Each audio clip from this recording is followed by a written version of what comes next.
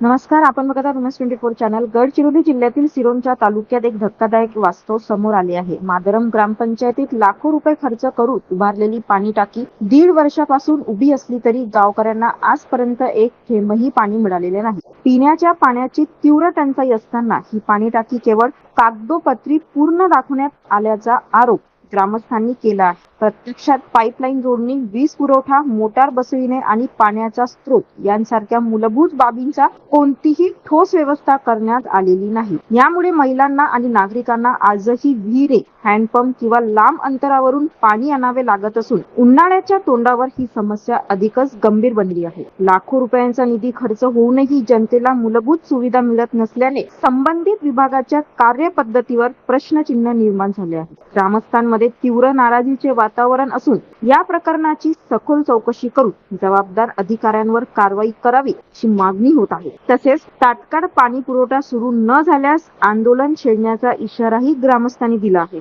आज मादारम ग्रामपंचायत अंतर्गत मध्ये बोरमपल्ली या गावामध्ये पाण्याची कमतरता असल्यामुळे गव्हर्नमेंट कडून सँक्शन झालेले पाणी सुविधा झालेले आहे। बांधकामही केलेले आहे। बांधकाम करून आज 1.5 वर्ष झाला या गावामध्ये पाणी टँकीचे बांधकाम होऊन करोडो रुपये खर्च केले, लाखो रुपये खर्च केले, पण या गावामध्ये एक थेंब सुद्धा पाणी गावात जात नाही। पाणीकरी पावती आम्ही देत आहोत अशा प्रश्न त्यांनी लोकांनाही करत असताना आज आम्ही पाहासाठी इथं आलो।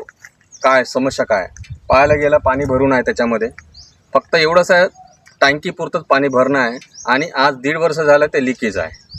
प्रत्येक ठिकाणी लिकेज आहे। आज करोडो रुपये खर्चून हा जर लिकेज असेल तर ग्रामपंचायत काय करत आहे, ग्रामसेवक का करत आहे, सरपंच का करत आहे, हा आमचा प्रश्न आहे।